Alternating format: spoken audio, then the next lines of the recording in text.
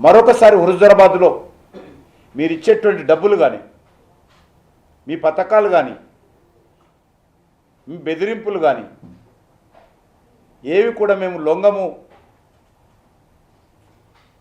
అని నిరూపించడం ఏదైతున్నదో నేను హుజూరాబాద్ ప్రజలకు సెల్యూట్ చేస్తా ఉన్నాను. నాకు ఒకసారి భయమైంది. ఇంత ఖరీదైన ఎన్నికల్లో ఎవరైనా సిద్ధాంతం కోసమో, ప్రజల సేవ చేయడం కోసమో, పేద మధ్యతరగతి వ్యక్తులో ఎన్నికల్లో ఇక పోటీ చేయడము తెలంగాణలో. ఇక తెలంగాణ రాజకీయాలు ఇక ఖరీదైనటువంటి ఎన్నికలుగానే ఉంటావేమో. ఎన్నికల్లో పోటీ చేయాలంటే, టీఆర్ఎస్ని ఎదుర్కోవాలంటే, కేసీఆర్ కుటుంబాన్ని ఎదుర్కోవాలంటే వాళ్ళలాగా 100 కోట్లు ఖర్చు పెట్టాల్సి వస్తా ఒక అసెంబ్లీ ఎన్నికల్లో. అది మనలాంటి వాళ్ళకి సాధ్యం కాదేమో అని భయపడ్డాను. కానీ ప్రజలు భయపడాల్సిన అవసరం లేదు. ప్రజలు ఆ రకమైనటువంటి డబ్బులకు మేము లొంగము, అనుకున్నటువంటి వాళ్ళని గెలిపిస్తామని చెప్పడం ఏదైతున్నదో, నేను స్వయంగా తిరిగాను కాబట్టి, ఫీల్డ్ చూశాను కాబట్టి, అక్కడ ప్రతిరోజు అందరితో మాట్లాడాను కాబట్టి, అక్కడ ఏ రకమైనటువంటి నిర్బంధము, భయాన్ని ప్రజల మధ్యలో పెట్టి అధికార దుర్వినియోగం చేసి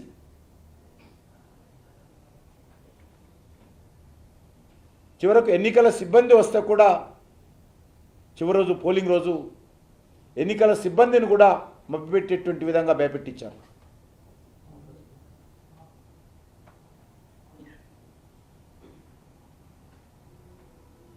కాబట్టి అందుకే ఎన్నికలు ఎవరికైనా అంకితం ఇవ్వాలంటే, క్రెడిట్ ఎవరికైనా ఇవ్వాలంటే ముందుగా హుజూరాబాద్ ప్రజలకు ఇవ్వాలి. ఈటెల రాజేందర్ గారి పైన, భారతీయ జనతా పార్టీ పైన విశ్వాసం ఉంచి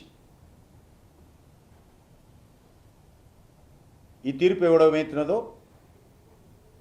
నిజంగా డాక్టర్ బాబాసాహెబ్ అంబేద్కర్ సంతోషపడతాడు. నైతిక విలువలతో పనిచేసినటువంటి రాజకీయ నాయకులు కూడా సంతోషపడతారు ఈరోజు ఫలితాలు చూసిన తర్వాత. ఇది కుటుంబ పాలనకు ప్రజలు వ్యతిరేకంగా ఇచ్చినటువంటి తీర్పు.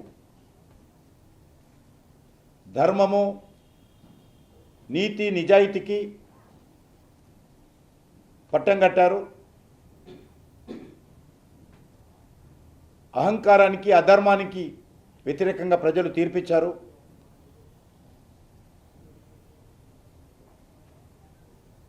టీఆర్ఎస్ పార్టీ యొక్క, కేసీఆర్ గారి యొక్క చిత్తశుద్ధిని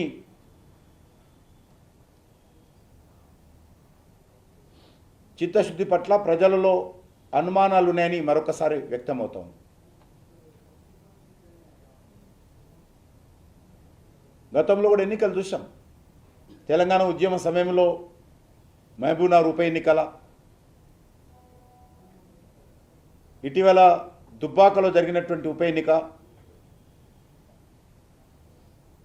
ఈరోజు హుజూరాబాద్లో జరిగినటువంటి ఉప ఎన్నికల్లో బీజేపీ గెలవడం ఏతున్నదో, ఈ 3 ఉప ఎన్నికలు కూడా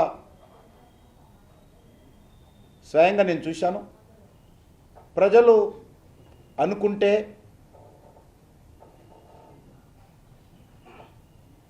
అభ్యర్థుల మీద, పార్టీ మీద విశ్వాసం ఉంటే ఎన్ని డబ్బులు ఖర్చు పెట్టినా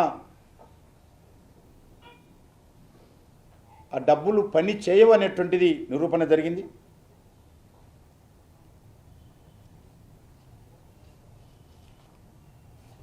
ముఖ్యంగా రైతులు, దళితులు, బడుగు బలైన వర్గాల ప్రజలు అందరూ కూడా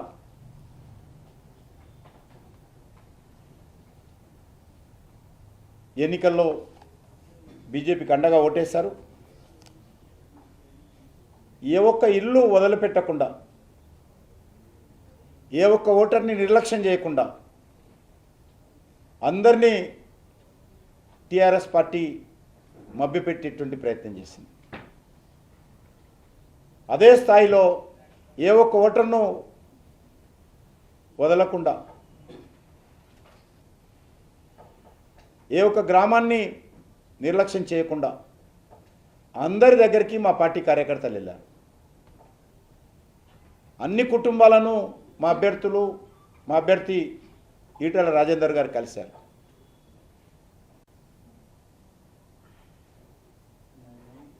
మేము కూడా గత 5 సంవత్సరాలుగా ప్రజలకు ఒకటే చెప్పాము,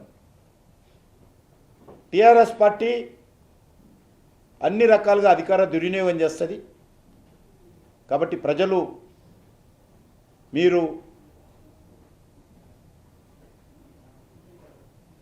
టీఆర్ఎస్ పార్టీ చేసేటువంటి అధికార దుర్వినియోగానికి వ్యతిరేకంగా స్పందించాలి, ఓటు వేయాలని విజ్ఞప్తి చేయడం జరిగింది. ఖచ్చితంగా మొదటి నుంచి మేము ఆ రకంగా ప్రజలను చైతన్యం చేసేటువంటి కార్యక్రమం చేశాం. కాబట్టి ప్రజలు ధైర్యంగా నిర్ణయం తీసుకొని మేము చెప్పిన విషయాలు కానీ, మా అభ్యర్థి చెప్పిన విషయాలు కానీ, మా పార్టీ కార్యకర్తలు చెప్పిన విషయాలు కానీ విశ్వసించి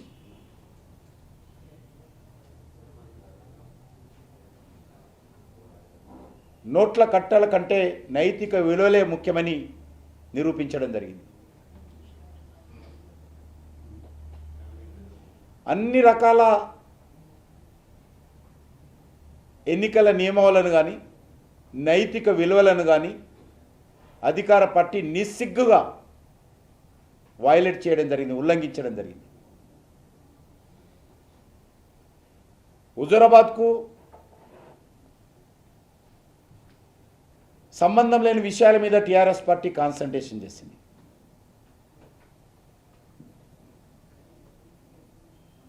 ఎందుకంటే స్థానికంగా టీఆర్ఎస్ పార్టీ డిఫెన్స్లో ఉన్నది. కాబట్టి ఈరోజు లేని విషయాలను కొండంతలు చేసేటువంటి ఉపన్యాసం, పూర్తిగా అబద్ధాల సమాధుల మీద టీఆర్ఎస్ పార్టీ పరిపాలన చేస్తూ ప్రజలను మభ్యపెట్టేటువంటి ప్రయత్నం చేస్తూ ఉంది. కేసీఆర్ కుటుంబ సభ్యులు అబద్ధాల విషయంలో ఒకరి మీద ఒకరు పోటీ పడుతూ వాళ్ళే కేసీఆర్ కుటుంబంలో ఎవరు ఎక్కువ అబద్ధాలు ఆడతారు అని ఈరోజు పోటీ పెట్టుకున్నట్లుగా ఎన్నికల్లో ప్రచారం చేయడం జరిగింది, బయట ఉండి ప్రచారం చేయడం జరిగింది.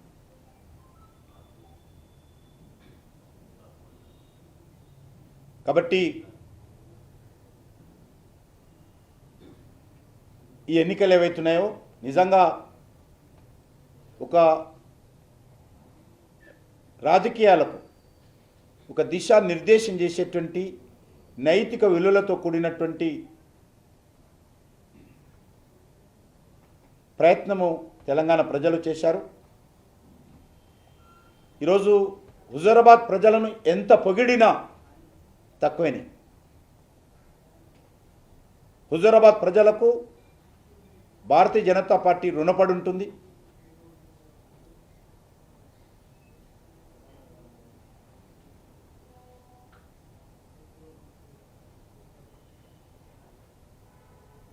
భారతీయ జనతా పార్టీ హుజూరాబాద్ ప్రజలకు అండగా ఉంటుంది.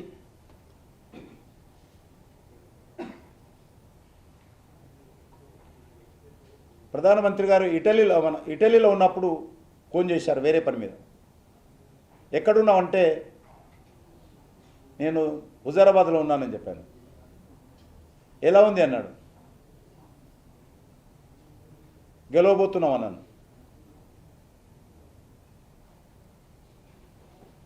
మొన్న ప్రచారం అయిన తర్వాత పోలింగ్ రోజు